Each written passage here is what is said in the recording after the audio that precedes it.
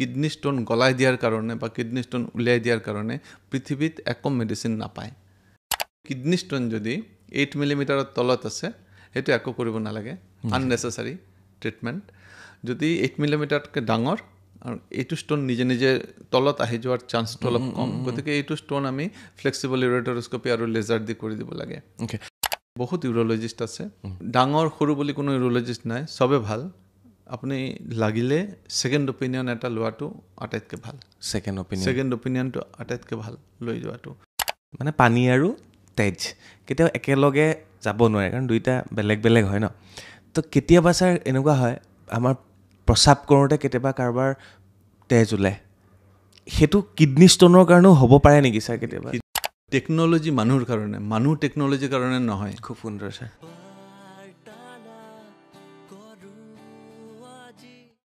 ভিডিঅ'টো ক্লিক কৰাৰ বাবে ধন্যবাদ চাবলৈ আৰম্ভ কৰিছে বাৰ্তালাপ মই চক্ৰপাণী পৰাশৰ আজি যিগৰাকী চিকিৎসক আমাৰ মাজলৈ আহিছে তেখেত জ্যেষ্ঠ চিকিৎসক আৰু তেখেতৰ লগত এইটো মোৰ তৃতীয়টো অনুষ্ঠান ইয়াৰ আগতে আমি যিটো অনুষ্ঠান কৰিছিলোঁ সেই অনুষ্ঠানটো যথেষ্ট দৰ্শকে বা যথেষ্ট অসমৰ ৰাইজে সঁহাৰি দিছে তাৰ বাবে ধন্যবাদ প্ৰায় আমাৰ 9 লাখ মানুহে চাইছে 1 মিলিয়ন হ'বলৈ কেইটামান ভিউৱাৰ্ছ বাকী আছে যথেষ্ট আমি গভীৰভাৱে সেই কথাখিনি পাতিছিলোঁ আৰু আজি তেখেত জয়নাৰায়ণ চক্ৰৱৰ্তী ডাঙৰীয়া তেখেত ইউৰোলজিষ্ট গতিকে তেখেত পুনৰবাৰ আমাৰ মাজলৈ আহিছে ধন্যবাদ জনাইছোঁ ছাৰ আপুনি ভালে আছে ঠিকে আছে ঠিকে আছোঁ ৰাইজে ফোন কৰিছেনে ছাৰ ফোন কৰিছে হয় আৰু ইমান লাষ্ট ভিডিঅ'টো আপুনি ইমান ধুনীয়াকৈ বুজাই দিছিলে আমাক গতিকে ৰাইজে আদৰি লোৱাৰ বাবে আমাৰো ভাল লাগিছে নিশ্চয় আমাৰ এইটো হ'ল actually patient awareness public awareness programme হিচাপত এইটো এডভাৰটাইজমেণ্ট নহয় মই বিচাৰোঁ যে আমাৰ এতিয়া ইউৰোলজিষ্ট অসমৰ ইচ এণ্ড এভৰি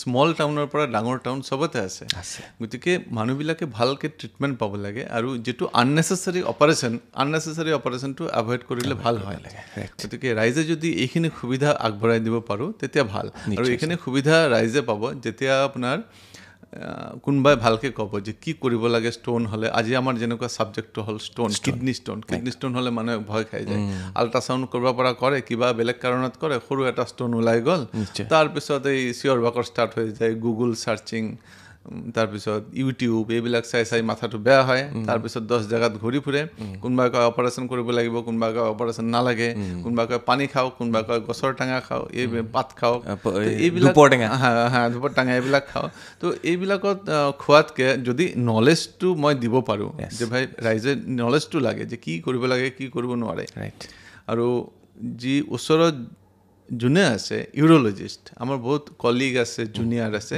তেখেতক দেখুৱালে হৈ যায় বস্তুটো ভয় খাব নালাগে কিডনি ষ্টোন পটককৈ মানুহ নামাৰে গতিকে ইমান চিন্তা কৰিব নালাগে কিডনিও বেয়া নহয় আজি এইখিনিলৈকে অলপমান কৈ দিব আৰু মই যিমানখিনি পাৰোঁ ছাৰক তেনেকৈ সুধিবলৈ চেষ্টা কৰিম কাৰণ মোৰ প্ৰশ্নবিলাক মই তেনেকৈয়ে সোধোঁ আৰু এইখিনিতে কৈ থওঁ যে ছাৰে ইয়াৰ আগৰ ভিডিঅ'টোত কৈছিলে অসমত মহিলা ইউৰোলজিষ্ট নায়েই মাত্ৰ কেইগৰাকীমান আছে তাৰ ওপৰতো আমি যোৱাটো ভিডিঅ'ত আমি চৰ্চা কৰিছিলোঁ আৰু এইবাৰনো কিমানে আগবাঢ়িছে বা মহিলা ইউৰোলজিষ্টৰ সংখ্যা বাঢ়িবনে নাই তাৰ ওপৰতো কথা পাতিম গতিকে এই ভিডিঅ'টোত আমি আজি কিডনি ষ্টোনৰ ওপৰত কথা পাতিম কিডনিত পাথৰ হ'লে কি কৰিব লাগে কিয় হয় পাথৰ আৰু প্ৰত্যেকটো পাথৰ কি অপাৰেশ্যন কৰিব লাগে নেকি বহুতে ভয় খায় তাৰ ওপৰতে পাতিম চ' কিডনিত পাথৰ কোনখিনি জেগাত হয় আৰু আজি জয়নাৰায়ণ চক্ৰৱৰ্তী ছাৰে ডক্টৰে গোটেই আমাৰ ইউৰিনেৰী ছিষ্টেমটোৰ ওপৰত এটা ডায়েগ্ৰাম লৈ আহিছে আৰু সেইটোত ধুনীয়াকৈ বুজাই দিব আপোনালোকক ছাৰ আপোনালৈ আগবঢ়াই দিছোঁ এই আমাৰ ইউৰিনাৰী ছিষ্টেমটো আচলতে কিডনি কি বস্তু দুটা কিডনি দুইফালে থাকে চবে জানে বাওঁফালে আৰু সোঁফালে আৰু এই কিডনিৰ পৰা কিছুমান কোঠা থাকে যেনেকুৱা আমাৰ ঘৰত ড্ৰয়িং ৰুম তাৰপিছত বেডৰুম তো ড্ৰয়িং ৰুমৰ পৰা বেডৰুম কেইটা ধৰা 4টা বা 5টা মান বেডৰুম থাকে কিডনিৰ এনেকুৱা 4টা 5টা মান বেডৰুম থাকে যিকেইটা কেলিক্স বুলি কওঁ আমি ইংলিছত কেলিক্স বা এইটো আমি জাষ্ট লেমান টাৰ্ম ধৰি লওঁ বেডৰুম আছে আৰু 1 2 3 4 5টা মান বেডৰুম তাৰপিছত ইউৰিন আহি জমা হয় ইয়াত এইখিনি ড্ৰয়িং ৰুম বুলি ধৰিব পাৰোঁ আমি তাৰপিছত ৰাস্তা এটা ওলাই আহে বাট এটা ওলাই আহি পেলাই এইটো দুয়োফালৰ পৰা বাটটো আহি এইটো মূত্ৰথলী তাত জমা হয় গতিকে ষ্টোনটো ক'ত হয় এইটো মানুহে আচলতে নাজানে ইয়াত থাকিলে বেলেগ ট্ৰিটমেণ্ট ইয়াত থাকিলে বেলেগ ট্ৰিটমেণ্ট ইয়াত থাকিলে বেলেগ ট্ৰিটমেণ্ট গতিকে গোটেইখিনি ট্ৰিটমেণ্ট ডিপেণ্ড কৰে যে ষ্টোনটোৰ লোকেশ্যন কোনখিনিত আছে আৰু নম্বৰ 2 ষ্টোনটো চিমটমছ আছে না নাই পেচেণ্টজনৰ কিবা বিকশিক হৈছে না নাই আৰু 3 নম্বৰ ষ্টোনটোৰ চাইজ কিমান এই তিনিটা বস্তু আমাৰ ইউজুৱেলি ডিপেণ্ড কৰে যে চিমটমছ চাইন্স আৰু চাইজ আৰু ষ্টোনটোৰ লোকেশ্যন কোনখিনি সদায় কিডনী ষ্টোন হ'লে অপাৰেশ্যন লাগিব এনেকুৱা কথা নাই এতিয়া অলপমান পিছত আহি আছোঁ মই এটাকে নিশ্চয় এতিয়া সেইটো প্ৰশ্নই মই সুধিছোঁ প্ৰত্যেকটো ষ্টোনৰে অপাৰেশ্যন কৰিব লাগে নেকি বহুতে ভয় খাই যায় ন বিষ হৈছে কিডনী ষ্টোন হৈছে অপাৰেশ্যন কৰিব লাগিব এতিয়া নাই কিডনী ষ্টোন হ'লে অপাৰেশ্যন কৰিব লাগিব এইটো মেক্সিমাম পেচেণ্ট যিবোৰ আমাৰ ওচৰত আহে বা যিকোনো ইউৰলজিষ্টৰ তাত যাওক ফাৰ্ষ্ট কি হয় কোনোবা এটা বিষাইছে অলপমান আনৰিলেটেড ধৰক কঁকালৰ বিষ হৈছে এই গোটেই দিনটো বাইক চলাই কোনোবাই বা কঁকালৰ বিষ হৈছে মানে আল্ট্ৰাচাউণ্ড এটা কৰালে আল্ট্ৰাচাউণ্ড কৰাৰ পিছত এটা বা দুটা ষ্টোন পিক আপ কৰি গ'ল আল্ট্ৰাচাউণ্ডত আল্ট্ৰাচাউণ্ড বস্তুটো বহুত মানে একদমে ইনএফেক্টিভ বুলি ক'ব নোৱাৰি বস্তুটো ইনএকুৰেট বুলি ক'ব পাৰি ইনএকুৰেট হয় আল্ট্ৰাচাউণ্ড বস্তুটো প্ৰপাৰ জেগাত যেনেকুৱা গল্ড ষ্টোন হ'লে আল্ট্ৰাচাউণ্ড 100% ক'ব পাৰে কিডনী ষ্টোনত বস্তুটো উল্টা হয় কিডনী ষ্টোনত এইটো ডিপেণ্ড কৰে আপোনাৰ আল্ট্ৰাচাউণ্ড মেচিনটো ভাল না নাই আৰু কোনে কৰি আছে তাৰ ওপৰত এইটো অপাৰেটৰ ডিপেণ্ডেণ্ট হয় মেচিনত ভুল হয় গতিকে আল্ট্ৰাচাউণ্ড মেচিনত যদি কেতিয়াবা ষ্টোন ডিটেক্ট হয় কিডনী ষ্টোন এটা আছে 6 মিলিমিটাৰ এটা 7 মিলিমিটাৰ একো চিঞৰ বাখৰ কৰিব নালাগে চিন্তা কৰিব নালাগে ফাৰ্ষ্ট আমি এটা চিটি স্কেন কৰি ল'ব লাগে আগতে আমি এইটো কৰা নাছিলোঁ আজিকালি গাইডলাইন যিটো আছে এইটো হ'লে এটা নন কণ্ট্ৰাষ্ট চিটি কৰি ল'লে ভাল হয় নন কণ্ট্ৰাষ্টৰ অৰ্থ হ'ল প্লেইন চিটি মানে ইনজেকশ্যন নিদিয়াকৈ এটা চিটি তো এটা চিটি কৰি ল'লে তেতিয়া মানুহে গম পাব যে ষ্টোনটো ক'ত আছে নহ'লে কি হয় এই 6 মাহৰ ভিতৰত মাহে 2-3টামান আল্ট্ৰাচাউণ্ড কৰি থাকি 6 মাহলৈকে মেডিচিন খোৱাৰ যিটো খৰচ হয়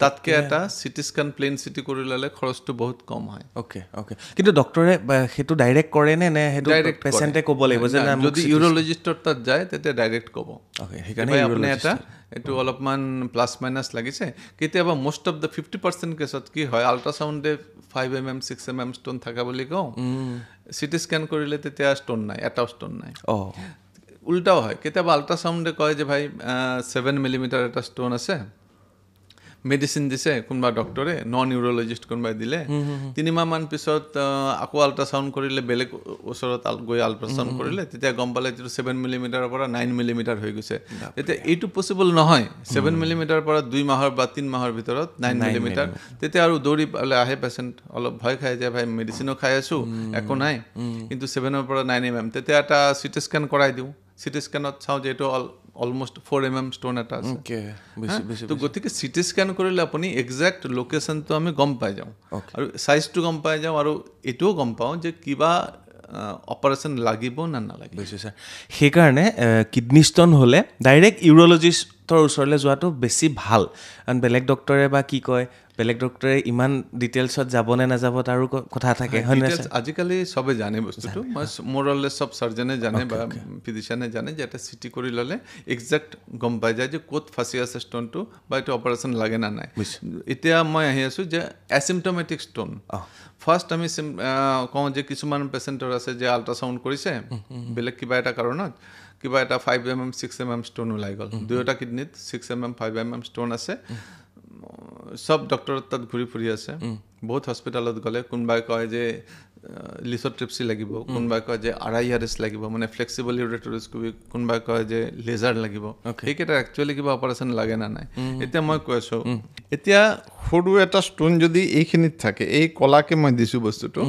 সৰু এটা ষ্টোন যদি এইখিনিত থাকে ধৰক এইটো 6 mm একদম কোনাত এটা ৰুমত এটা পৰি আছে 6 mm ষ্টোন কলা যেটো হেতুৰ সাইজ চাব লাগে যে কিমান সাইজলৈকে আমি এনে ৰাখিব পাৰো উইদাউট ট্ৰিটমেন্ট আৰু কিমান সাইজত অপাৰেশ্যন কৰিব লাগিব একচুয়ালি আমি 8 হেতু মানে ৰুমৰ ভিতৰত সোমাই আছে ৰুমৰ ভিতৰত সোমাই আছে তেতিয়া এইটো ষ্টোনৰ অপাৰেশ্যন নালাগে 8 mm লৈকে ষ্টোনৰ অপাৰেশ্যন নালাগে 7 mm 8 mm ষ্টোন কোনা এটাত পৰি আছে এটো অপাৰেশ্যন নালাগে এটো অপাৰেশ্যন কাৰ লাগে এটো কৈ আছো কিছুমান মানুহে চাগ আপোনাৰ কেবিন ক্ৰিউ বা পাইলট বা সেইলাৰ নেভিত কাম কৰে হিহঁতৰ অপাৰেশ্যন লাগে মানে কাৰণ এইটো লৈ পেলাই কাৰণটো হ'ল যে এইটো ষ্ট'ন কেতিয়াবা নে কেতিয়াবা এইটো ষ্ট'ন ইয়াৰ পৰা আহি পেলাই ইয়াত ফাঁচিব, ৰাস্তাত ফাঁচিব। যেতিয়া এইটো ষ্ট'ন ৰাস্তাত আহি ফাঁচিব তেতিয়া প্ৰচণ্ড পেইন হয়। সেইটোক আমি ইউৰেটেৰিক কলিক বুলি কওঁ। গতিকে এইটো ষ্ট'ন যদি থাকে তেতিয়া এইটো ওলাব লগা হ'ব পাৰে কেতিয়াবা। এইটো মই ইউৰেটেৰিক ষ্ট'ন অলপ পিছত আহি আছোঁ। আগতে আমি এইটো মুচি দিওঁ।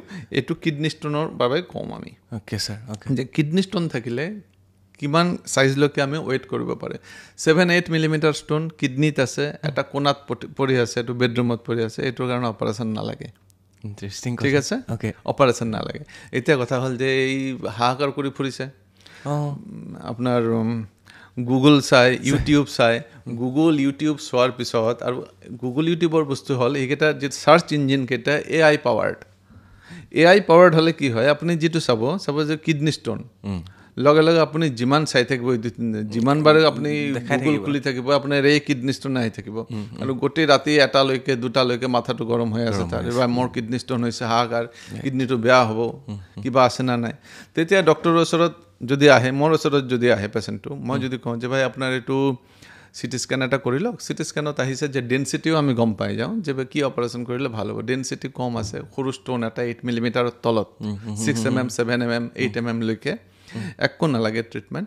পানী খাব দিব লাগে আৰু কিছুমান ডায়েট চাৰ্ট আমি দি দিওঁ যে মাংস খাব নালাগে, ৰেড মিটটো এভইড কৰক, আৰু পানী অলপমান বেছি খালে ঠিক হৈ যায়। আৰু কেইটামান টেষ্ট আমি দিওঁ। 3টা টেষ্ট খুব বেছি ইম্পৰ্টেণ্ট। CRP চাওঁ আমি, complete blood count, kidney function test আৰু পেৰাথাৰ্মন PATH। এইকেইটা ব্লাড টেষ্ট কৰি, ইউৰিন টেষ্ট কৰি ঠিক আছে আপুনি ৱেইট কৰক। তেতিয়া মানুহে আৰু ভয় খায় যে ভাই একো মেডিচিন নিদিলে।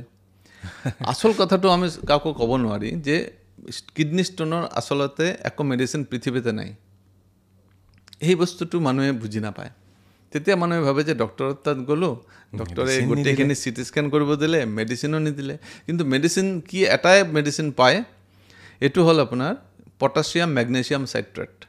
কিছুমান কলা কলা বটল পায়। এই বটলকেইটা 3 চামুচকৈ দিনত 3 বাৰ আধা কাপ পানীৰ লগত খাব লাগে। পেচেণ্টটো খাই আছে, কিন্তু এটা বস্তু মন কৰিব লগা আছে যে কিডনী ষ্ট'ন গলাই দিয়াৰ কাৰণে বা কিডনী ষ্ট'ন উলিয়াই দিয়াৰ কাৰণে পৃথিৱীত একো মেডিচিন নাপায়। এই সঁচা কথাটো পেচেণ্টক ক'লে পেচেণ্টে আকৌ ভাবে যে ভাই ডক্টৰৰ তাত গ'লোঁ, CT স্কেনো কৰালে, সৰু এটা ষ্ট'নো পালে, অপাৰেশ্যনৰ কথাও নক'লে, মেডিচিনৰ কথাও নক'লে। কিন্তু এইটো জাষ্ট ডায়েট চাৰ্ট মেইনটেইন কৰিলে আৰু অলপমান পানী খালে সেই ষ্ট'নখিনি নিজে নিজে কেতিয়াবা না কেতিয়াবা এইটো ষ্ট'নটো ওপৰৰ পৰা তলত আহি যাব। আৰু কিছুমানৰ কি হয়, হোল লাইফটো ষ্ট'নটো থাকি যায়, একো প্ৰব্লেম নহয়। ছেকেণ্ড কুৱেশ্যনটো যেতিয়া পেচেণ্টৰ পৰা আহে, ছাৰ এইটো ষ্ট'ন এটা, এই 2টা কিডনীত মোৰ এটা 6 mm, এটা 7 mm ষ্ট'ন আছে, কোণাত পৰি আছে, ঠিক আছে, একো প্ৰব্লেম নাই, ৰুমত আছে, কিডনীটো বেয়া হ'ব নেকি ষ্ট'নটো থাকিলে? একো বেয়া নহয়। কিডনী ষ্ট'ন একো বেয়া কৰিব নোৱাৰে। গতিকে এই কলা কলা মেডিচিনবিলাক খাই, কলা মেডিচিনৰ মতলব আমাৰ আপোনাৰ এই পটাছিয়াম মেগনেছিয়াম চাইট্ৰেট যিটো, এইবিলাক খালে কি হয়, 6 মাহ পিছত সেই মানুহজন গেষ্ট্ৰইণ্টাৰলিষ্টৰ তাত যাব লগা হ'ব। কিয় হ'ব? কাৰণ গেষ্ট্ৰিকৰ প্ৰব্লেম ষ্টাৰ্ট হৈ যাব। উল্টা এফেক্ট হয়। এটা বস্তু ঠিক কৰিবগৈ আৰু এটা বস্তু, যিটো অপাৰেশ্যন নালাগে, মেডিচিনো নালাগে, এইটো বস্তু অলপ পানী খাই ল'লে আৰু জাষ্ট ৰেড মিটটো এভইড কৰিলে আমি ঠিক থাকিব পাৰোঁ। ঠিক আছে, বুজি পাইছোঁ। মানে ইমান সহজকৈ বুজাই দিছে। বহুতে টেনশ্যন লৈ থাকে, কিডনী ষ্ট'ন কি হ'ল? ছাৰেতো ক'লে ডক্টৰ ইয়াত কোনো ধৰণে দৰৱেই নাই কিডনী ষ্ট'নৰ, থকাটো থাকিবলৈ দিব লাগে বুলি কৈছে। ইণ্টাৰেষ্টিং মানে সেইটো কথা। ৰুমৰ পৰা ওলাই আহিলে ছাৰ, ৰুমৰ পৰা ওলাই আহিলে এতিয়া মই ইউৰেটেৰিক ষ্ট'নৰ কাৰণে কওঁ। কিন্তু কিডনী ষ্ট'ন 8 মিলিমিটাৰলৈকে একো কৰিব নালাগে। কিন্তু ধৰক আপুনি 1 বছৰ বা 2 বছৰ পিছত আৰু এটা CT স্কেন কৰিলে কিডনী ষ্ট'ন, তেতিয়া আমি চালোঁ যে 8 মিলিমিটাৰৰ পৰা এইটো 1 চেণ্টিমিটাৰ হৈছে। তেতিয়া এইটো ইণ্ডিকেট কৰে যে ষ্ট'ন গ্ৰ'থ। আল্ট্ৰাচাউণ্ডে ক'লে নহ'ব, এইটো CT কৰিব লাগিব। তেতিয়া আমি ষ্ট'নটো উলিয়াই দিব পাৰোঁ। এতিয়া আমাৰ পদ্ধতিকেইটা পিছত আলোচনা কৰিম।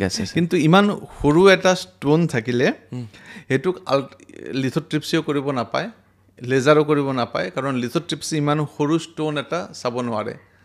আমি এজন মানুহক বা এটা বাঘক তেতিয়াই আমি গুলিয়াব পাৰোঁ যদি এই বাঘটোক আমি দেখা পাম। কিন্তু লিথোট্ৰিপ্সি কৰাৰ কাৰণে যিটো লাগে CRMত বা আল্ট্ৰাচাউণ্ডত এই ষ্ট'নটো দেখা নাপায়। গতিকে আপুনি লিথোট্ৰিপ্সি কৰালে কি হ'ব, গোটেই কিডনীটোৱে এই জাৰ্কখিনি পাব, বেকফায়াৰ হ'ব, শ্বক ৱেভখিনি পাব।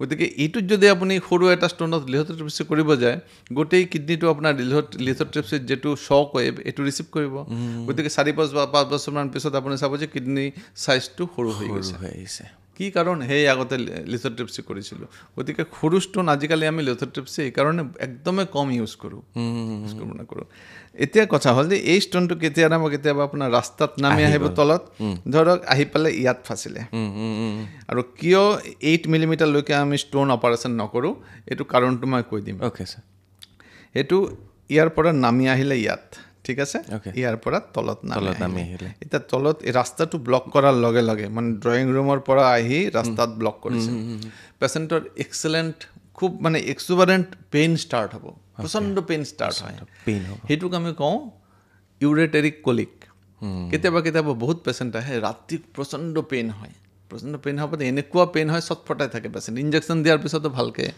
শুব নোৱাৰে সেইটোক আমি কওঁ ইউৰেটেৰিক কলিক এই ৰাস্তাটোৰ নাম হ'ল ইউৰেটাৰ এইখিনিৰ পৰা এইখিনি ব্লাডাৰলৈকে মানে এতিয়ালৈকে প্ৰস্ৰাৱ নলী পোৱাগে নাই ব্লাডাৰত আহি ৰাস্তাত ফাঁচি আছে কেতিয়াবা ইয়াত ফাঁচে কেতিয়াবা ইয়াত ফাঁচে ঠিক আছে ইয়াত এইবিলাক জেগাত ফাঁচি যায় ষ্ট'নটো আৰু এই ৰাস্তা যিটো আছে একদম পাতলা ৰাস্তা গতিকে ইয়াত 7 মিলিমিটাৰলৈকে এটা ষ্ট'নৰ চান্স আছে নিজে নিজে ওলাই যোৱাৰ বুজি পাইছোঁ বাট ইমান পেইন কেনেকৈ সহ্য কৰিব কাৰণ এইটো পেইন হয় তেতিয়া আমি পেইন কিলাৰ দিওঁ তেতিয়া ইনজেকশ্যন ষ্ট'নৰ কাৰণে যদি ইনফেকশ্যন নাথাকে তেতিয়া জাষ্ট পেইন কিলাৰ খাই থাকিব লাগে অলপমান টাইম দিব লাগে ষ্ট'নটো যদি ইয়াত আহি ফাঁচি গৈছে তেতিয়া এনেকুৱা নহয় যে কিডনীটো ৰাতিৰ ভিতৰতে বেয়া হ'ব যদি কমপ্লিট ব্লক হয় এটা ছাইড তেতিয়াও কিডনী কমপ্লিট বেয়া হ'বলৈ 2 উইক্সৰ পৰা 3 উইক্স লাগে গতিকে এইটো একদমেই মিছা কথা যে ষ্ট'নটো ইয়াত আহি ফাঁচি গৈছে লগে লগে কিডনীটো বেয়া হ'ব এইটো নহয় হ'ব পাৰে খুব বেছি পেইন হ'ব পাৰে বমি কৰে কেতিয়াবা আহি পেলাই ইনজেকশ্যন দিয়াৰ পিছতো ঠিক নহয় কেতিয়াবা দিনত 2-3 বাৰ মান ইনজেকশ্যন দিব লগা হয় কিছুমান পেচেণ্ট আছে কিছুমানে টেবলেট খাই পেলাই ঠিক থাকে এইটো ভেৰি কৰে পাৰ্চন টু পাৰ্চন আৰু আপোনাৰ টলাৰেবিলিটি কিমান আছে মানে সহনশীলতা গতিকে এইটো ষ্ট'ন কি হয় সৰু ষ্ট'ন যদি ৰাস্তাত আহি ফাঁচে যিটো আমি ইউৰেটেৰিক কলিক বুলি কওঁ তেতিয়া আমি ইউজুৱেলি ৱেইট কৰিব লাগে 2 সপ্তাহমান ৱেইট কৰিব লাগে তেতিয়া যদি আপুনি কোনোবা হস্পিটেলত গৈ পেলাই চাওক যে খুব বেছি বিষ কৰি আছে কি হ'ব লগে লগে এডমিশ্যন ল'লে কি হয় কেতিয়াবা অভাৰ ট্ৰিটমেণ্ট হৈ যায় বস্তুটো এইটো চাৰ্জিকেল এটা ট্ৰিটমেণ্ট আননেচেচাৰী হৈ যায় আৰু আজিকালি হস্পিটেলবিলাকত প্ৰায় হয় অভাৰ ট্ৰিটমেণ্ট এইটো মই কমেণ্ট কৰিব নোৱাৰিম আপুনি নালাগে কৰিব এইটো মই কৰিছোঁ 6mm 7mm ষ্ট'ন ইউজুৱেলি এটা চান্স দিব লাগে কিন্তু 80% চান্স আছে এই সৰু সুৰা ষ্ট'ন নিজে নিজে ওলাই যোৱাটো মই বহুত দৰ্শক আছে যোনে এই মোৰ পৰা ট্ৰিটমেণ্ট পাইছে যে মেডিচিন দি পেলাই মেডিচিন আমি কি দিওঁ জাষ্ট ষ্ট'ন ওলাই দিয়াৰ কাৰণে একো মেডিচিন নাই জাষ্ট পেইন কিলাৰ দিওঁ আমি আৰু এটা এণ্টাচিড আৰু পেইন কিলাৰলৈকে থাক যদি খুব বেছি বেয়াকৈ খুব বেছি পেইন হয় আকৌ হস্পিটেলত গৈ এটা ইনজেকশ্যন লওক এডমিশ্যন ল'ব নালাগে 1 ঘণ্টাৰ পিছত বমি চমি কৰি আকৌ ঘৰত আহি বহি থাকক যদি জ্বৰ নাই জ্বৰ আহিলে এইটো বেলেগ কথা যদি জ্বৰ নাই অলপমান টাইম দিয়ক 10 দিনৰ পৰা 14 দিনমান টাইম দিব লাগে ষ্ট'নটো নিজে নিজে ওলাই যোৱাৰ এটা চান্স দিব লাগে বডি আমাৰ এনেকুৱা বস্তু ভগৱানে বনাইছে যে বডি নিজে নিজে ষ্ট'নটোৰ পৰা নিজক বচাবলৈ সক্ষম 20% কেছত কি হয় বা 30% কেছত ষ্ট'নটো ফচি যায় যদি ষ্ট'নটো 8 মিলিমিটাৰৰ ডাঙৰ হয় তেতিয়া এই ৰাস্তাত ফচি যোৱাৰ চান্স থাকে তেতিয়া কিডনীটো লাহে লাহে বেয়া হয় তেতিয়া ফুলি থাকে লাহে লাহে আৰু বেয়া হয় সেইকাৰণে আমি কওঁ যে কিডনী ষ্ট'ন যদি 8 মিলিমিটাৰৰ তলত আছে সেইটো একো কৰিব নালাগে আননেচেচাৰী ট্ৰিটমেণ্ট যদি 8 মিলিমিটাৰতকৈ ডাঙৰ আৰু এইটো ষ্ট'ন নিজে নিজে তলত আহি যোৱাৰ চান্সটো অলপ কম গতিকে এইটো ষ্ট'ন আমি ফ্লেক্সিবল ইউৰেটৰস্কপি আৰু লেজাৰ দি কৰি দিব লাগে ছাৰ এটা প্ৰশ্ন সোধোঁ ছাৰ ফৰেন এলিমেণ্টবিলাক এতিয়া অসমীয়াত মই কি ক'ম জানো মানে বডিয়ে ফৰেন এলিমেণ্টবিলাক সদায় এভইড কৰে উলিয়াই দিবলৈ চেষ্টা কৰে ন যেনেকৈ আমাৰ কিবা এটা সোমাইছে ৰিয়েক্ট কৰে ন বডিয়ে বডিয়ে কিডনী ষ্ট'নটোক ফৰেন এলিমেণ্ট বুলি ধৰেনে এইটো ফৰেন এলিমেণ্টে হয় ফৰেন এলিমেণ্টে হয় নিজে নিজে উলিয়াই দিয়াৰ কাৰণে এটা চেষ্টা হয় মানে একচুৱেলি আমাৰ যেনেকুৱা পেচমেকাৰ থাকে হাৰ্টৰ ভিতৰত কিডনীৰ পেচমেকাৰটো ইয়াত থাকে কিডনীৰ পৰা নহ'লে এই গোটেই কোণাকেইটাৰ পৰা আপোনাৰ পেচাব ওলাই পেলাই ৰাস্তাতে দি তলেলৈ কেনেকৈ আহে কিবা এটা বস্তু পাম্প কৰি আছে গতিকে এই কিডনীৰ পেচমেকাৰটো এইফালে থাকে ওপৰত এই কিডনিটো সদায় কিবা এটা ষ্টোন ফচি গ'লে কিডনিটো নিজে নিজে ট্ৰাই কৰে যে মই পাম্প কৰি পেলাই নিজে উলিয়াই দিওঁ। গতিকে পেইন হোৱা এটা ভাল বস্তু। পেইন হ'লে আপুনি গম পাব যে না বডি নিজে নিজে ট্ৰাই কৰি আছে ষ্ট'নটো উলিয়াই দিয়াৰ কাৰণে। ঠিক আছে, সেইকাৰণে 2 সপ্তাহমান টাইম দিব লাগে। তাৰ মাজত যদি খুব বেছি এটা দুবাৰমান ইনজেকশ্যন ল'ব লগা হয় ন' প্ৰব্লেম। কিন্তু 2 সপ্তাহৰ পিছত যদি নোলায় তেতিয়া আমি চাওঁ যে ভাই কিডনিটো যদি ফিকি আছে, কাৰণ এইটো ব্লক হ'লে ফিকি থাকিব, তেতিয়া আমি উলিয়াই দিয়াৰ কাৰণে এডভাইচ যদি এইটো উলিয়াই ল'লে ভাল। আপুনি 1 মাহমান চালে বা 3 সপ্তাহমান চালে নিজে নিজে ওলোৱা নাই বস্তু। ছাৰ আহি পেলাই আপুনি যদি সেইখন দেখাই দিয়ে, যেতিয়া ওলাই আহি আমাৰ ব্লাডাৰৰ ওচৰ পালে, ব্লাডাৰ পাই যোৱাৰ লগে লগে আৰু টেনশ্যন নাই, ওলাই যাব নাই। এইটো যদি ব্লাডাৰেদি ওলাই যায়, কাৰণ আমাৰ বডিত কি হয়, এইখিনি জেগা হয়, এইটো মই মুচি দিলোঁ, এই ব্লাডাৰৰ ওচৰত যেতিয়া আহে এইটো জেগা আটাইতকৈ পাতলা। আমাৰ এই যিটো ইউৰেটাৰৰ পাতলা জেগা এইখিনি নেৰ' এৰিয়া। গতিকে এইখিনি যদি ব্লাডাৰত আহি যায়, ব্লাডাৰৰ পৰা এইটো বাহিৰত ওলাই আহোঁতে টাইম নালাগে। কেতিয়াবা পেচেণ্টে গমো নাপায়, গমো নাপায় যে কেতিয়া ওলাই গৈছে মইতো গম নাপালোঁ। কিন্তু আপুনি গমেই নাপাব, কাৰণ 6-7 মিলিমিটাৰ এনে পেচাব কৰোঁতে পটককৈ ওলাই গুচি যায়। ঠিক আছে, গতিকে অলপমান যদি সহ্য কৰে তেনেহ'লে আননেচেচাৰী অপাৰেশ্যনৰ পৰা আমি বাচি থাকিব পাৰোঁ। আৰু এটা খুব ধুনীয়া প্ৰশ্ন মোৰ মনলৈ আহিছে, আপুনি বাৰে বাৰে কৈ আছে সহনশীলতা, যিটো টলাৰেবিলিটি, টলাৰেঞ্চ কিমান আছে। মানুহৰ সহনশীলতাৰ প্ৰয়োজন, মানুহে সহ্য কৰাৰ ক্ষমতাৰ বহুত বেছি প্ৰয়োজন নেকি ছাৰ এনেকুৱা ধৰণৰ বেমাৰবিলাকত? যে আমি কেতিয়াবা একেবাৰে কিছুমান মানুহে সহ্যই কৰিব নোৱাৰে, কিবা এটা বেমাৰ হ'লে মানে ডক্টৰৰ ওচৰলৈ যাবই লাগিব। কিছুমান মানুহ আছে বহুত দিন সহ্য কৰি থাকে, অ'কে পেইন এটা হৈছে ঠিক হৈ যাব। ছাৰ এই বস্তুটো অকণমান আপুনি মাপকাঠিটো মোক কৈ দিব লাগে, বেলেঞ্চটো। ছাৰ মইতো এটা কথা কওঁ যে যিবোৰ মানুহৰ ষ্ট'নৰ কাৰণে পেইন হয় সিহঁতে ফৰ্চুনেট, সিহঁতৰ কপাল ভাল, কাৰণ সিহঁতে আল্ট্ৰাচাউণ্ড কৰালে ষ্ট'ন এটা ফচি আছে গম পালে। গতিকে বাৰে বাৰে সিহঁতে আল্ট্ৰাচাউণ্ড কৰি পেলাই বা চিটি স্কেন কৰাই পেলাই চাই থাকিব পাৰিব যে ষ্ট'নটো ওলাই গ'ল না নাই। কিন্তু যি কিছুমান আনফৰ্চুনেট কপাল বেয়া মানুহ থাকে, সিহঁতে গমেই নাপায় যে বহুত বছৰৰ পৰা ষ্ট'ন এটা ফচি আছে, পেইনো ৰাস্তাত পেইনো নহয়, একো নহয়। এইবিলাক কি হয়, পেইন নোহোৱা ষ্ট'নকেইটা ছাৰ্ফেচ একদম স্মুথ থাকে। স্মুথ ছাৰ্ফেচ থাকিলে কি হয়, ষ্ট'ন ডাঙৰ এটা ষ্ট'ন কেতিয়াবা কিডনিত আছিলে ধৰক ষ্ট'নটো, এইটো আহি ৰাস্তাত ফাঁচি গ'ল।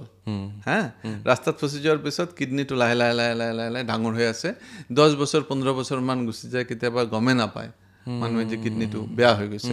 তো এইবিলাক মই আনফৰ্চুনেটে ক'ম, কিন্তু মেক্সিমাম 90% 95% মানুহৰ পেইন হয়। আৰু পেইন হোৱাটো ভাল, মানুহে গম পায় যে এনে ষ্ট'ন এটা আছে, এইটো প্ৰব্লেম আছে, মই এইটো ফ'ল' আপ কৰি থাকিব লাগিব। অ'কে, চেকআপটো কৰি থাকিব লাগিব। ষ্ট'নবিলাক আমাৰ শিলগুটিৰ নিচিনাই হয়, মানে নিমজ হয়, কিছুমান খহটা হয়। খহটাটো ডেঞ্জাৰ হয়, সি পেইন কৰে। আৰু নিমজ যিটো হৈ থাকে, মিহি যিটো হৈ থাকে, মিহি থাকে, এইটো পেইন নকৰে, একদম স্মুথ থাকে।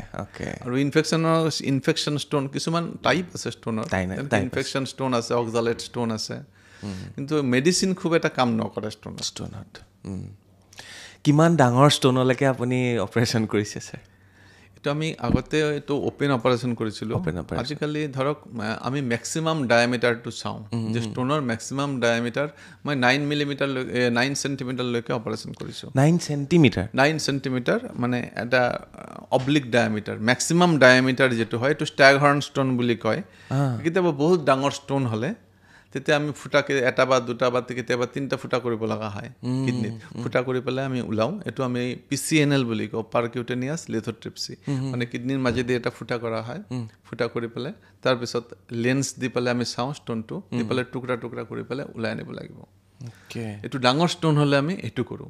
যদি ধৰক 2 চেণ্টিমিটাৰ বা 3 চেণ্টিমিটাৰতকৈ ডাঙৰ stone, less than 2 centimetre stone কিডনিত আছে, তেতিয়া আমি কি কৰোঁ, পেচাবৰ ৰাস্তা দি এটা এইটো যেনেকুৱা আছে পাতলা, একদম পাতলা এটা ৱেয়াৰৰ নিচিনা এণ্ডস্কোপ যায়, ফ্লেক্সিবল ইউৰেটৰস্কোপ বুলি কয়, এইটো দি গৈ পেলাই আমি ষ্ট'নটো ভাঙি দিওঁ লেজাৰেদি। কিন্তু মানুহে ভাবে যে লেজাৰ মানে অপাৰেশ্যনৰ নাম, কিন্তু মই সদায় কওঁ যে লেজাৰ একো অপাৰেশ্যনৰ নাম নাই। লেজাৰ বুলি, লেজাৰ এটা এনাৰ্জি, লেজাৰ এটা এনাৰ্জি, ষ্ট'ন ভাঙাৰ এনাৰ্জি। যদি ডাঙৰ ষ্ট'ন হয়, ফুটাকে যদি কৰিব লাগে, পিছফালে যে আমি ফুটা কৰোঁ PCNLত লেজাৰ ইউজ নহয়, এইটো লিথোট্ৰিপচি ইউজ হয়।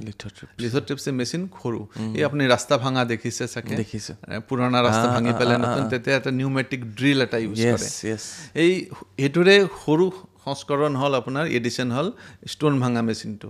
ওপৰেদি ভাঙে, এইটো ওপৰেদি, এইটো একদম সৰু মিহি এটা মেচিন আছে, এইটো প্ৰিন্সিপাল ছেম, কিন্তু এইটো আমি PCNLত এইটো মেচিন ইউজ কৰা হয় কিন্তু পেচাবৰ ৰাস্তাদি যদি আমি ষ্টোনটো ভাঙিবলৈ যাওঁ তেতিয়া আমি লেজাৰ ইউজ কৰোঁ সেইটো আমাৰ সেই পাৰমাণৱিক বোমাৰ নিচিনা এইফালে সোমাই গ'ল একদম লেজাৰে লৈ গ'ল তাত গৈ পেলাই ভাঙি থৈ পেলাই গুচি আহিলে ভাবিলে কিবা লাগি যায় বস্তুবোৰ কেনেকুৱা ধৰণৰ চিকিৎসা বিজ্ঞানত পদ্ধতিবোৰ ছাৰ তেতিয়াহ'লে আজি আমি অকল এই ভিডিঅ'টোত মই ভাবোঁ প্ৰত্যেকজন দৰ্শকে বেলেগ আৰু কোনো ভিডিঅ' চোৱাৰ প্ৰয়োজন নাই বেলেগ কোনো ৰিল চোৱাৰ প্ৰয়োজন নাই এই ভিডিঅ'টোত আমি গোটেইখিনি বস্তু সংযোজন কৰিব বিচাৰিছোঁ কিডনী ষ্টোনৰ গতিকে প্ৰশ্নবোৰ তেনেকুৱাই থাকিব ছাৰ ষ্টোন অকল কিডনীত হয় আৰু ক'ত ক'ত হয় কিডনী হয় আপোনাৰ মেইন কিডনীত মেক্সিমাম ষ্টোন কিডনীৰ পৰা তলত আহে মেইন জেগাটো হয় ফৰ্মেশ্যনৰ জেগাটো হয়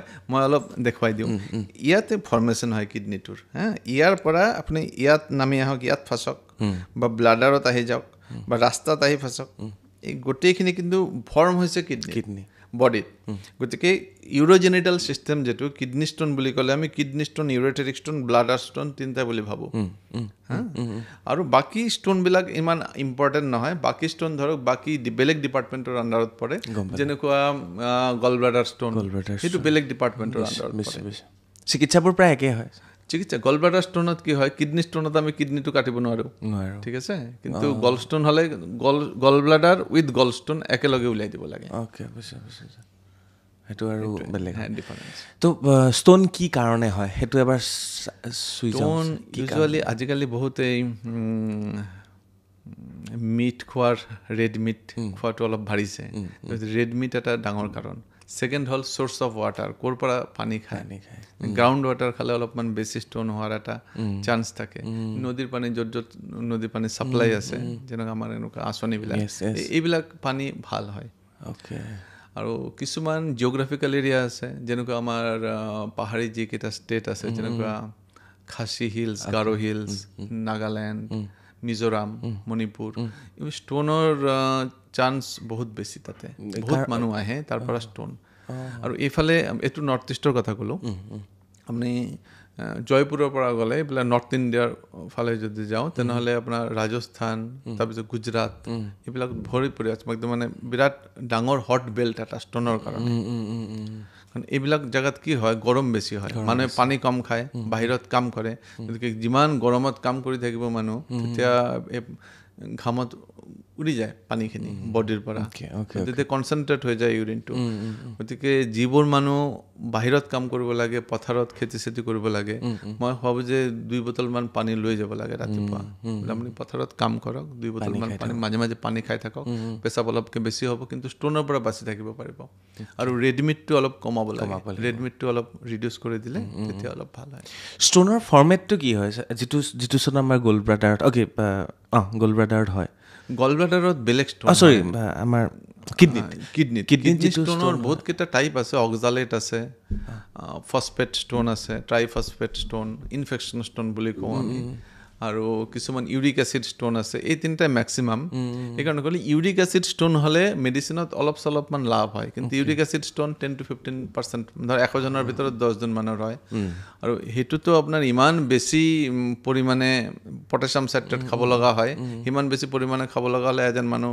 ভাত চাত খোৱা বন্ধ কৰি দিব গতিকে ওই 1 চামুচ 2 চামুচমান পটাছিয়াম চাইট্ৰেট খাই একো লাভ নাই মেক্সিমাম ষ্টোনত এইটো কাম নকৰে ইউজলেছ হয় বস্তুটো আগতে আমি দিছিলোঁ ইনিচিয়েলি টু ষ্টাৰ্ট উইথ কিন্তু চাওঁ যে মানুহৰ ছাইড এফেক্ট বাঢ়ি যায় গতিকে এইবিলাক পটাছিয়াম চাইট্ৰেট খাই তাৰপিছত ভাত খাব নোৱাৰা হয় গেষ্ট্ৰিকৰ প্ৰব্লেম ষ্টাৰ্ট হয় তাৰপিছত ওমেপ্ৰাজল ৰেবেপ্লাজল এইবিলাক খোৱা ষ্টাৰ্ট কৰে তাৰপিছত গেষ্ট্ৰ'এণ্টাৰলজিষ্টত যায় গেষ্ট্ৰ'এণ্টাৰলজিষ্টত তাত গৈ পেলাই আকৌ এণ্ডস্কপি কৰাব লগা হয় কিন্তু মেইন কাৰণ হ'ল এই মাথাত যিটো সোমাইছে যে সৰু ষ্টোন আছে মোৰ কিডনী বেয়া হৈ যাব গতিকে ইমান খুব বেছি গুগল কৰিলেও প্ৰব্লেম হয় কাৰণ গুগলত মই ক'লোঁ যে AI চাৰ্চ মেচিন থাকে AI লগোৱা থাকে তো আপুনি এবাৰ কিডনী ষ্টোন ট্ৰিটমেণ্ট এটা গুগলত মাৰি চাওক এটাৰ পিছত এটা আহি থাকিব আৰু মানুহে স্ক্ৰলিং কৰি কৰি কৰি ৰাতি 1 বজালৈকে 2 বজালৈকে টেনশ্যন খাই থাকিব যিটোৰ একো প্ৰয়োজনে নাই মানে আননেচেচাৰী ট্ৰিটমেণ্টটো নিজে নিজে মানুহে কৰায় আজিকালি আগতে মানুহে চাগে ইমান ভাবি থকা নাছিলে আজিকালি মানুহে ভাবে বেছি সেইকাৰণে চাগে বেমাৰো বেছি নেকি অভাৰ ট্ৰিটমেণ্ট অলপমান বেছি হৈছে নেকি তেনেকুৱা লাগে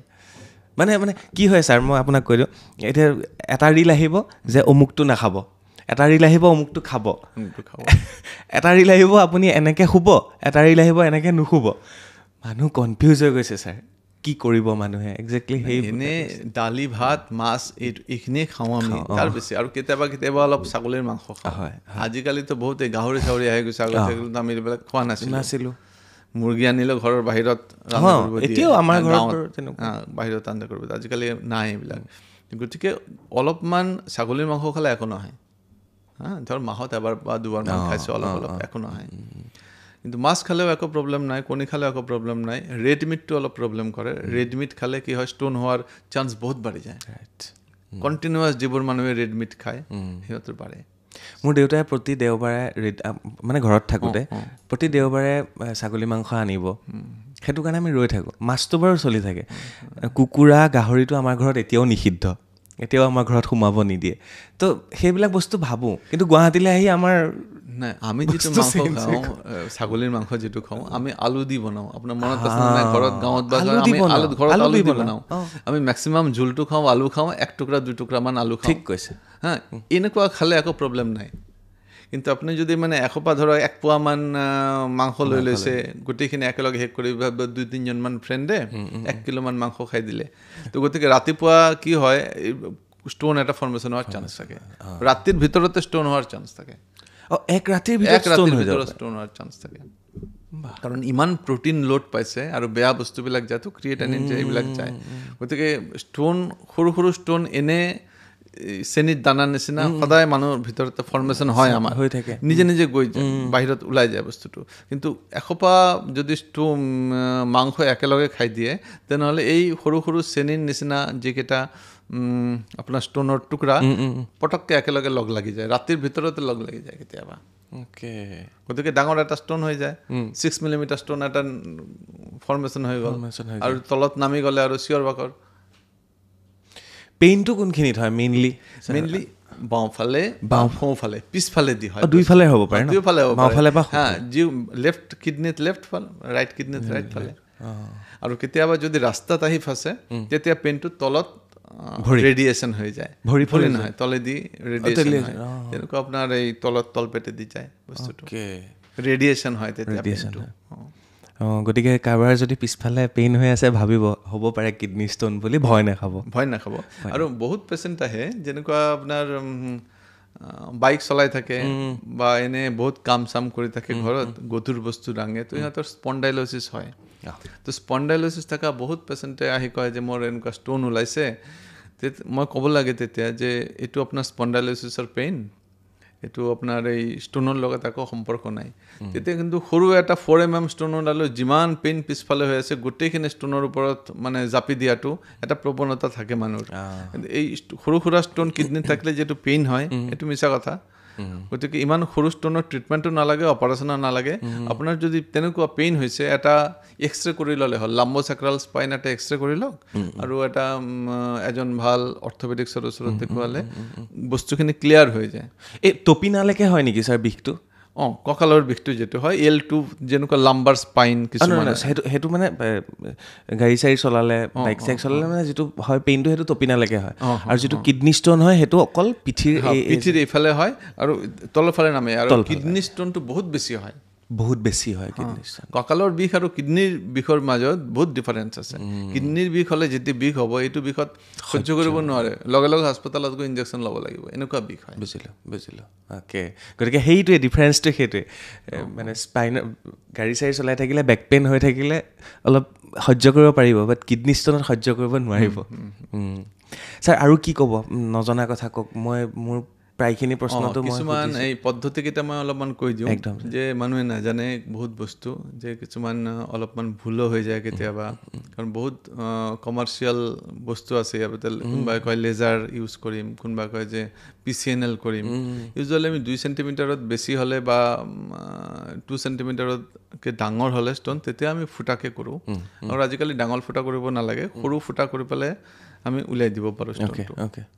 আৰু যদি 2 চেণ্টিমিটাৰতকৈ ষ্টোন থাকে কিডনিৰ ভিতৰত আছে তেতিয়া আমি ৰাস্তাটো দি গৈ পেলাই ষ্টোনৰ লেজাৰ দি ভাঙি দিওঁ কিন্তু কথা হ'ল যে এই ষ্টোনতকৈ বেছি ইম্পৰ্টেণ্ট হয় কিডনিটো বচোৱাটো হা কিডনিটো বেছি ইম্পৰ্টেণ্ট ৰাদাৰ দেন ষ্টোন মানুহে এইটো বুজি পাব লাগিব যে এটা ষ্টোন উলিয়াব যাওঁতে যদি কিডনিটো নষ্ট হয় তেতিয়া এইটো মানে আমাৰো বেয়া লাগিব পেচেণ্টৰো বেয়া লাগিব কাৰণ কমপ্লিকেশ্যন চব অপাৰেশ্যনতে হয় আৰু এইটো ডক্টৰৰ উচিত আৰু পেচেণ্টৰ উচিত ভালকৈ সুধি লোৱা যে ভাই মই এইটো আপুনি কোন পদ্ধতি ইউজ কৰিব আৰু এইটো পদ্ধতিৰ কি কি কমপ্লিকেশ্যন হ'ব পাৰে ছাইড এফেক্ট কি কি হ'ব পাৰে আৰু এক্সপেক্টেশ্যনটো মানুহৰ বেছি থাকিব নালাগে মানে ডক্টৰৰ লগত আৰু পেচেণ্টৰ এক্সপেক্টেশ্যনটো মিলিব লাগে বেলেঞ্চ গতিকে গোটেইখিনি বস্তু যদি ভালকৈ আমি কৈ দিওঁ অপাৰেশ্যনৰ আগত তেতিয়া পেচেণ্টও ভাবিব যে ভাই কেতিয়াবা ষ্টোন টুকুৰা থাকি যাব পাৰে সৰু সুৰা ছাৰ এইটো কথা হয়নে যে ডক্টৰে পেচেণ্টক ইমান ডিটেইলছকৈ বুজাই পেলাই যে অপাৰেশ্যনটো কৰিব কিছুমান ডক্টৰটো আমি পাই যাওঁ যে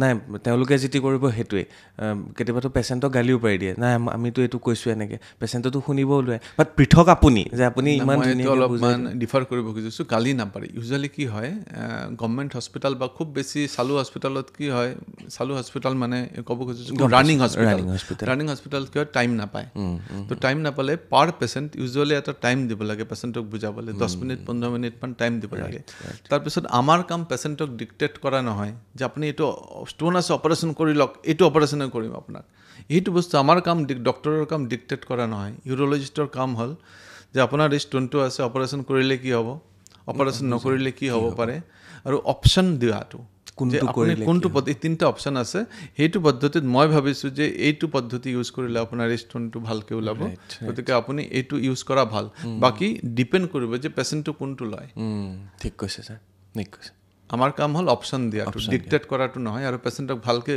বুজাই দিয়াটো যে ভাই অপাৰেশ্যন কৰিম কিন্তু অপাৰেশ্যনৰ পিছত এইকেইটা কমপ্লিকেশ্যন হ'ব পাৰে কেতিয়াবা সৰু ষ্টোনৰ টুকুৰা এটা থাকি যাব পাৰে কেতিয়াবা ইনফেকশ্যন হয় যেনেকৈ আমি তলেদি যেতিয়া যাওঁ ফ্লেক্সিবল ইউৰেটৰস্কোপ আৰু লেজাৰ দি কিডনি ইনফেকশ্যনৰ চান্স বেছি থাকে যদি ফুটাকৈ যাওঁ তেতিয়া ব্লিডিঙৰ চান্স বেছি থাকে গতিকে গোটেইকেইটা প্ৰচিডিউৰ আটাইকেইটা প্লাছ মাইনাছ পইণ্ট কিছুমান আছে আৰু এইটো পেচেণ্টক ভালকৈ বুজাই দিয়াটো এইটো আমাৰ কৰ্তব্য ৰাদাৰ দেন তো এই পেচেণ্টটো আহিছে লগে লগে এইটো অপাৰেশ্যন কৰ একো নুবুজোৱাকৈ পিছত প্ৰব্লেম হ'লে তেতিয়া দিগদাৰী হ'ব পেচেণ্টজনে ভাবিব যে ভাই আমাক আগতে কোৱা নাই বস্তুখিনি গতিকে এই গোটেইখিনি বস্তু পেচেণ্টৰ পৰাও আপোনালোকে অলপমান ভালকৈ সুধিব লোৱাটো ভাল আৰু ছেকেণ্ড অপিনিয়ন সদায় মই কওঁ যে বহুত ইউৰলজিষ্ট আছে ডাঙৰ সৰু বুলি কোনো ইউৰলজিষ্ট নাই চবে ভাল আপুনি লাগিলে ছেকেণ্ড অপিনিয়ন এটা লোৱাটো আটাইতকৈ ভাল ছেকেণ্ড অপিনিয়নটো আটাইতকৈ ভাল লৈ যোৱাটো কাৰণ আপোনাৰ মনৰ ভিতৰত যিমান বস্তু ঘূৰি আছে এই বস্তুটো অলপমান ক্লিয়াৰ আপ হৈ যায় তেতিয়া এই কথাটো ছাৰে ইয়াৰ আগৰ পডকাষ্টতো কৈছিলে মোক ছেকেণ্ড অপিনিয়নটো যাতে সদায় লোৱা এজন ডক্টৰৰ ওচৰত গ'ল ন আৰু এজন ডক্টৰৰ ওচৰত যাওক আপোনাৰ যদি ছেটিছফাই হোৱা নাই আপোনাৰ যদি মনে পচন্দ হোৱা নাই বা কনফিউশ্যন থাকিলে ছেকেণ্ড অপিনিয়ন এটা লৈ লোৱাটো ভাল ৰাইট ছাৰ তাৰপিছতে আমি ষ্টোনটো ওলাই আহিলে কেতিয়াবা ঘাঁ কৰি থৈ আহে ওলাই আহোঁতে বহুত দিন যদি ষ্টোনটো ফচি থাকে ধৰক ইউৰেটাৰত যদি বহুত দিন ফচি আছে ধৰক 6 মাহ 8 মাহ অপাৰেশ্যন কৰা নাই কেতিয়াবা কি হয় য'ত ফচি থাকে ষ্টোনটো সেই জেগাত ঘাঁ হৈ যায় গতিকে ষ্টোনটো ওলাই দিয়াৰ পিছতো আমি ষ্টেণ্ট দি দিওঁ ইউজুৱেলি ডিজে ষ্টেণ্ট বুলি কওঁ ডাবল জে ষ্টেণ্ট দিয়াৰ পিছতো কেতিয়াবা কি হয় ষ্ট্ৰিকচাৰ হৈ যায় গতিকে এইকাৰণে মই কৈছোঁ যে আমি ৱেইট কৰিব পৰা টাইমখিনি হ'ল 2 সপ্তাহৰ পৰা 3 সপ্তাহ যদি ৰাস্তাত ফচি আছে তাৰ বেছি যদি হয় তেতিয়া এই ষ্টোনটো যদি ওলোৱা নাই নিজে নিজে তেতিয়া উলিয়াই দিয়াটো ভাল হয় আৰু যদি ঘাঁ কৰি থৈ আহে সেইটো ঠিক হৈ যায় এইটো ইউজুৱেলি ঠিক হৈ যায় 99%ত ঠিক হৈ যায় কিছুমান কেছত ঠিক নহয় তেতিয়া আমি ষ্টেণ্টিং কৰি বা ডাইলাটেশ্যন কৰি দিওঁ বস্তুটো আচলতে আমাৰ কিডনিৰ আটাইতকৈ বেছি ইম্পৰ্টেণ্ট যিটো হয় এইটো মই অলপ ক'ব খুজিছোঁ যে এই কিডনিৰ পৰা যেতিয়া আমি নামি আনো ইয়াৰ পৰা এইখিনিলৈকে যিটো ৰাস্তা এই ৰাস্তাটো বৰ পাতলা হয় নেৰো হয় এই ৰাস্তাটো বৰ ইম্পৰ্টেণ্ট আমি কিডনি ষ্টোনটো চাই আছোঁ কিন্তু ৰাস্তাটো চোৱা নাই এই ষ্টোনটো ওলাব যাওঁতে যদি আমি ৰাস্তাটোত ইঞ্জুৰি কৰি আহোঁ গতিকে এইটো ডাঙৰ ভুল হৈ যাব এটা কেতিয়াবা যদি আমাৰ ইনষ্ট্ৰুমেণ্ট যদি নেগচিয়েট আমি কৰিব নোৱাৰোঁ ইউৰেটাৰ দি কিডনিলৈকে গৈ পাব নোৱাৰোঁ যদি ৰাস্তাটো পাতলা থাকে কাৰণ ইনষ্ট্ৰুমেণ্টবিলাক চব বাহিৰৰ পৰা আহে ষ্টেণ্ডাৰ্ড ইনষ্ট্ৰুমেণ্ট যদি ইনষ্ট্ৰুমেণ্ট তলেদি নাযায় তেতিয়া আটাইতকৈ ভাল পদ্ধতি হ'ল এটা ষ্টেণ্ট ডিজে ষ্টেণ্ট দি পেলাই আহা এণ্ড ৰিডু চাৰ্জাৰী 1 সপ্তাহ বা 10 দিন পিছত আকৌ যাওক তেতিয়া ৰাস্তাটো অলপ বহল হৈ যায় তেতিয়া ইঞ্জুৰিৰ চান্সটো কম থাকে। অ'কে, প্ৰথমবাৰ অকণমান মানে যদি এইটো ব্লক পাওঁ বা ইনষ্ট্ৰুমেণ্টটো ডাঙৰ হৈছে, এই মানুহজনৰ ৰাস্তাটো সৰু আছে, তেতিয়া আমি ৰাস্তাটো বহল কৰাৰ কাৰণে এটা ষ্টেণ্ট দি আহি যাওঁ। সেইটো এসপ্তাহ পিছত বা 10 দিন বা পিছত গ'লে এই ৰাস্তাটো অলপমান বহল হৈ যায়।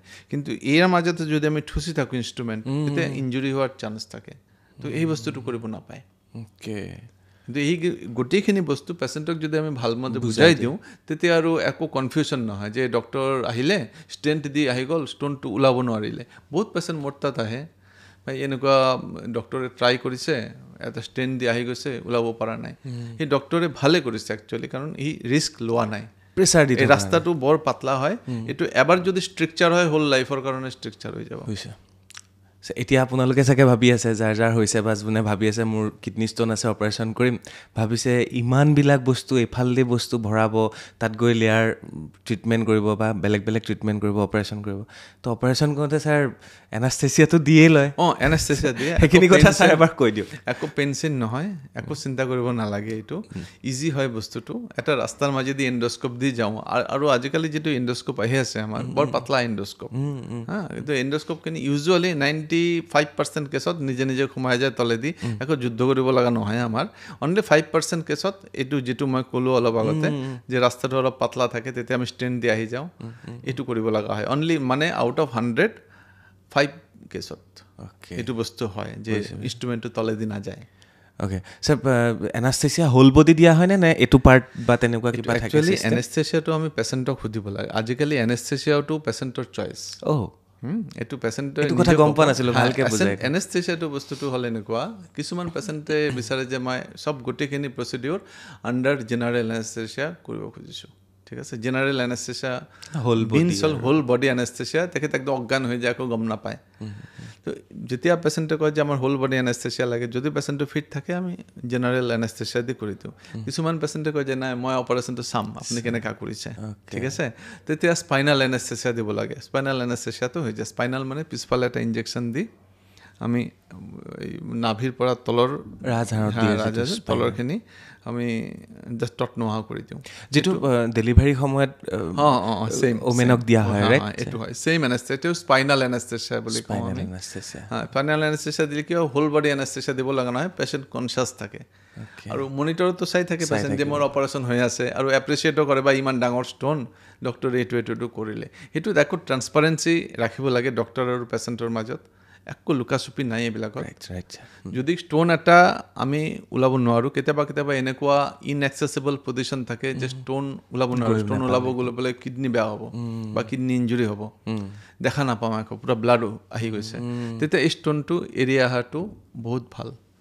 গতিকে পেচেণ্টক ভালকৈ ক'ব লাগে যে আপোনাৰ এই ষ্ট'নটো মই ওলাব পৰা নাই, কিন্তু এইটো ওলাব যাওঁতে আৰু এটা ফুটা কৰিব লাগিব, তেতিয়া আৰু কিডনীটো অলপ বেছি ইঞ্জুৰি হ'ব। গতিকে এই সৰু ষ্ট'নটো এনেকুৱা থাকিব দিয়ক, আপোনাৰ একো কিডনীৰ ক্ষতি নহয়। গতিকে আমি যদি এই বস্তুখিনি যদি ভালকৈ বুজাই দিওঁ, তেনেহ'লে দেয়াৰ ইজ ন' কনফিউশ্যন, একো কনফিউশ্যনে নহয় পেচেণ্টৰ লগত। তো মানুহজনক বুজাবৰ কাৰণে মই টাইম দিব লাগিব। 10 to 15 মিনিটছ এটা পেচেণ্টে ডিজাৰ্ভ কৰে যে ভাই যাৰ ষ্ট'ন আছে তাক অলপ বুজাই দিওঁ কি হ'ব কি নহ'ব, ইন ফিউচাৰ কি কৰিব লাগিব, প্ৰিভেনশ্যনৰ কাৰণে কি কৰিম। আৰু এটা কথা মই কওঁ, যাৰ এবাৰ ষ্ট'ন হয় এটা কিডনীত, 5 বছৰৰ ভিতৰত যদি ষ্ট'নটো মই উলিয়াই দিওঁ, 5 বছৰৰ ভিতৰত আকৌ সেইটো কিডনীতে আকৌ ষ্ট'ন হোৱাৰ এটা চান্স থাকে বোলে। গতিকে বহুত মানে হয় যে মই 5 মিলিমিটাৰ ষ্ট'ন আছে মই উলিয়াই দিম, কমপ্লিট উলিয়াই দিম, RIRS কৰাব আহে। কিন্তু এইটো মই যেতিয়া কৈ দিওঁ যে আপুনি RIRSটো আজি কৰাই দিব, বস্তুটো ষ্ট'নটো উলিয়াই দিব, লেজাৰ দি মই কৰি দিম, কিন্তু 5 বছৰৰ ভিতৰত আকৌ গেৰাণ্টি নাই যে আৰু এটা ষ্ট'ন নহ'ব। গতিকে প্ৰিভেনশ্যনৰ ফালে আমি বেছি ধ্যান দিব লাগে, ৰাদাৰ দেন দি চাৰ্জাৰী কৰি ষ্ট'নটো উলিয়াই দিওঁ। ঠিকে কৈছে, এখন বহুত ডাঙৰ যুদ্ধ। গতিকে এই বস্তুখিনি কাউন্সেলিং, যিটো পেচেণ্টৰ লগত কথা পতা, কাউন্সেলিং কি কৰিম কি নকৰিম, কোনটো পদ্ধতিৰে কৰিম, ইন ফিউচাৰ কি হ'ব পাৰে, প্ৰিভেনশ্যন কি, গোটেইখিনি বস্তু খোলাকৈ কোৱাৰ কাৰণে 10-15 মিনিটমান টাইম লাগে, এটা পেচেণ্টক দিব লাগে। আৰু ছেকেণ্ড অপিনিয়ন লৈ লোৱাটো যে আপুনি যদি বেলেগ কিবা, বহুতে আজিকালি মোবাইল চবাইল চাই আহে, গতিকে এইখিনি অলপ ৰিচাৰ্চ কৰি অহা পেচেণ্টক আমাৰ ইজি হয় বুজাব লগা, অলপমান ইজিয়ে হৈ যায় বস্তুটো। তো এনেকুৱা এজন চিকিৎসক পালে আৰু কি লাগিছে। গতিকে ইমান বন্ধু সুলভ আৰু তেনেকুৱা চিকিৎসকেতো আমাক লাগে, আমাৰ দেহটোৰ বিষয়ে, আমাৰ পেইনটোৰ বিষয়ে তেওঁ অনুভৱ কৰে আৰু প্ৰত্যেকজন চিকিৎসকৰ লগত সময় দিয়ে জয়নাৰায়ণ চক্ৰৱৰ্তী ছাৰে। গতিকে আশা কৰিছোঁ আপোনালোকৰ এনেকুৱা প্ৰব্লেম থাকিলে ছাৰৰ লগত যোগাযোগ কৰিব, তলত নাম্বাৰ দিয়া থাকিব ছাৰ। ছাৰ আৰু এটা প্ৰশ্নলৈ আহোঁ, ৱাটাৰ আৰু ব্লাড মানে পানী আৰু তেজ কেতিয়াও একেলগে যাব নোৱাৰে, কাৰণ দুইটা বেলেগ বেলেগ হয় ন। তো কেতিয়াবা ছাৰ এনেকুৱা হয় আমাৰ প্ৰস্ৰাৱ কৰোঁতে কেতিয়াবা কাৰোবাৰ তেজ ওলায়, সেইটো কিডনী ষ্টোনৰ কাৰণেও হ'ব পাৰে নেকি ছাৰ কেতিয়াবা? কিডনী ষ্টোন এটা কাৰণ হ'ব পাৰে, এইটো আমি বয়সটো চাওঁ। ধৰক যদি ইয়াং কাৰোবাৰ পেচাবেদি তেজ গৈছে, পেচাব জ্বলা পোৰা কৰিছে, ফাৰ্ষ্ট আমাৰ ক্লিনিকেল ডায়েগনচিছ হয় যে ইনফেকশ্যন, ষ্টোন ইনফেকশ্যন এইবিলাক হ'লে ইয়াং মানুহৰ পেচাবেদি তেজ যায়, তেতিয়া জ্বলা পোৰা কৰে, চিমটমছ হয়, পেইন হয়। যেতিয়া সেইটো ছেইম বস্তু এজন বয়সীয়া মানুহৰ হয়, যেনেকুৱা 50 ইয়াৰ্ছ প্লাছ বা 60 ইয়াৰ্ছ প্লাছ, পেচাবেদি তেজ গৈছে, তেতিয়া ইউজুৱেলি এইটো বেলেগ কাৰণ হয়, মানে কেঞ্চাৰ টাইপৰ এটা চান্স থাকে। গতিকে তেতিয়া আমি চিষ্টস্কপি কৰি, ফ্লেক্সিবল চিষ্টস্কপি কৰি পেলাই চাই ল'ব লাগে যে মেক্সিমাম ব্লাডাৰত হয় আৰু হিষ্ট্ৰীমান লৈ লওঁ। এইকাৰণে মই কওঁ যে যদি পেচেণ্টৰ লগত তোমালোক কথা পাতোঁ, যদি অলপমান হিষ্ট্ৰীটো লওঁ, তেনেহ'লে বহুত 50% ডায়েগনচিছ তাৰ পৰাই হৈ যায়। ৰাদাৰ দেন গৈ পেলাই কিমান ডাঙৰ ডাঙৰ ইনভেষ্টিগেশ্যন কৰাতকৈ অলপমান ডায়েগনচিছ তাৰ পৰা হৈ যায়। চিষ্টস্কপি এটা কৰি দিলে ইজি হৈ যায় যে ক'ৰবাত কিবা আছে নেকি, এটা চিটি আৰু এটা চিষ্টস্কপি। মানে ব্লাড যদি যায় তেতিয়াহ'লে সেইটো প্ৰষ্টেটৰ সমস্যা বুলি ক'ব পাৰে। হ্যাঁ, প্ৰষ্টেটৰ কেঞ্চাৰ হ'লে কিন্তু ব্লাড নাযায়, প্ৰষ্টেটৰ কেঞ্চাৰত আকৌ ব্লাড নাযায়। কিন্তু কিছুমান প্ৰষ্টেট বহুত ডাঙৰ হ'লে, কেতিয়াবা কনষ্টিপেশ্যন হয়, বহুত জোৰ দিয়ে পেচাবৰ টাইমত, তেতিয়া ব্লাড ওলাব পাৰে। আৰু নহ'লে ব্লাডাৰৰ ভিতৰত যদি কেতিয়াবা কেঞ্চাৰ হয় তেতিয়া এইটো বস্তু হয়, বা কিডনী কেঞ্চাৰ হ'লে তেতিয়া হয়। এইকাৰণে মই কওঁ যে 50 ইয়াৰ্ছ প্লাছ কাৰোবাৰ যদি তেজ ওলাইছে ব্লাডৰ ইউৰিনৰ মাজেদি, তেতিয়া চিষ্টস্কপি এটা কৰি লোৱাটো ভাল হয় মিনিমাম। আৰু যেতিয়া কিডনী ষ্টোন থাকে, আপুনি কৈছে নে 8 মিলিমিটাৰলৈকে আমি একো কৰিব নালাগে ইউজুৱেলি। যদি কিডনীত ষ্টোন থাকে, সেই ৰুমৰ পৰা ওলাই আহিলে পাইপত আছে, তেতিয়া প্ৰস্ৰাৱ কৰাত অসুবিধা হয় নেকি? নাই, তেতিয়া প্ৰস্ৰাৱ কৰাত অসুবিধা নহয়, তেতিয়া ব্লাডাৰটো খালী আছে আৰু বেলেগ কিডনীটো ইটো বনাই আছে। দুইটা কিডনীৰ লিংক থাকে নেকি? নাই, দুটা কিডনী লিংক নাথাকে। এই দুটা কিডনী একেলগে আহি পেলাই আপোনাৰ এটা লেকত জমা হয়। এই লেকটো হ'ল ইউৰিনাৰী ব্লাডাৰ। আৰু ইউৰিনাৰী ব্লাডাৰত খোলাৰ ৰাস্তাটো বেলেগ বেলেগ, মূত্ৰথলীত খোলাৰ ৰাস্তা বেলেগ বেলেগ থাকে, দুটা কিডনীৰে বেলেগ বেলেগ। গতিকে এটা কিডনী ব্লক থাকিলেও বেলেগ কিডনীটো আপোনাৰ বনাই আছে ইউৰিন, গতিকে ইউৰিন পাছ কৰি থাকিব। দুইটা কিডনীয়ে বেলেগ বেলেগকৈ কাম কৰি থাকে, বেলেগ বেলেগকৈ কাম কৰি থাকে। অ'কে তো এনেই জানিবৰ কাৰণে সুধিলোঁ। আৰু যদি কিবা ছাৰ আৰু মই নুসুধা কিবা আপোনাৰ জনাবলগীয়া আছে যে, আৰু মোৰ কুৱেশ্যন মানে মই অকল কিডনীত আছোতো, কিডনী ষ্টনত আছোঁ। আজি কিডনী ষ্টনতে থকা ভাল, কাৰণ কিডনী ষ্টনত বহুত পেচেণ্ট আহে এনেকুৱা, আননেচেচাৰী অপাৰেশ্যন নালাগে। এইকাৰণে মই ষ্ট্ৰেছ দি আছোঁ বস্তুটো যে 6 mm 7 mm কি হ'ব। মোৰ আগতে কোনে চাইছে আপোনাৰ 6 7 mm? কেতিয়াবা এইটো কিডনীৰ পৰা তলত নামি আহিব, এদিন দুদিনমান চিঞৰ বাকৰ কৰিব, তাৰপিছত নিজে নিজে ওলাই যাব 90% কেছত। যদি ডাঙৰ ষ্টন হয় 8 মিলিমিটাৰতকৈ ডাঙৰ, তেতিয়া আমি এডভাইচ দিওঁ যে নাই, এইটো ওলাই দিয়াটো ভাল হ'ব কিডনীৰ পৰা, কাৰণ এইটো যেতিয়া নামিব নিজে নিজে ওলাই যোৱাৰ চান্স কম আছে তাৰ। ৰাইট ছাৰ, বেছি সময় নলওঁ, যথেষ্ট সময় কথা পাতি। ঠিক আছে, শেষৰ ফালে জাষ্ট কিবা এটা কৈ থৈ যাব লাগিব ছাৰ, আপুনি কেনেকুৱা পাইছে? আৰু আমাৰ কথা কয়নে ছাৰ আপোনাক আহি কেতিয়াবা যে আমি এনেকৈ বহিছোঁ? তেনেকুৱা কয় পেচেণ্টে, কিন্তু এটাই এইম আছে আমাৰ যে পেচেণ্টক আননেচেচাৰী অপাৰেশ্যনটো কমাই দিয়াটো, কাৰণ প্ৰষ্টেটৰ আননেচেচাৰী অপাৰেশ্যন বহুত কমি গৈছে। বহুত পেচেণ্ট আহিছে যে অপাৰেশ্যন লগা বুলি কৈছে কোনোবাই, আমাৰ ইয়াত আহিবলৈ নালাগে এতিয়া। গতিকে ষ্ট'নৰ এনেকুৱা আননেচেচাৰী অপাৰেশ্যন বা আননেচেচাৰী মেডিচিন এনে খাই বহুত মানুহে খাই থাকে, যে যিবিলাক আননেচেচাৰী অলপমান কাউন্সেলিং কৰি দিলে সিহঁতে ভালকৈ বুজি পেলাই ঘৰত যায়, চিঞৰ বাকৰ নকৰে আৰু য'তে ত'তে ঘূৰি নুফুৰে বা কোনোবা অপাৰেশ্যন কৰি দিব। আৰু তো এনেকুৱাকৈ আননেচেচাৰী অপাৰেশ্যনবিলাকৰ পৰা আমি আমাৰ ৰাইজক যদি বচাব পাৰোঁ, তেতিয়া এইটো বহুত ডাঙৰ এটা এচিভমেণ্ট আমাৰ কাৰণে। নিশ্চয় ছাৰ, আৰু সেইটোৱে আমাৰো কাম। আৰু ছাৰে সেইটোখিনিয়ে কৈছে, জয়নাৰায়ণ চক্ৰৱৰ্তী ছাৰ আৰু বাৰ্তালাপ বা মই মিলি আমি এইটো এটা প্ৰচাৰ চলাব বিচাৰিছোঁ যে অদৰকাৰী চিন্তা আপোনালোকে নকৰিব, অদৰকাৰী খৰচ আপোনালোকে নকৰিব, আৰু অদৰকাৰীতে দেহাটো কাটি ছিঙি নল'ব অপাৰেশ্যন কৰি।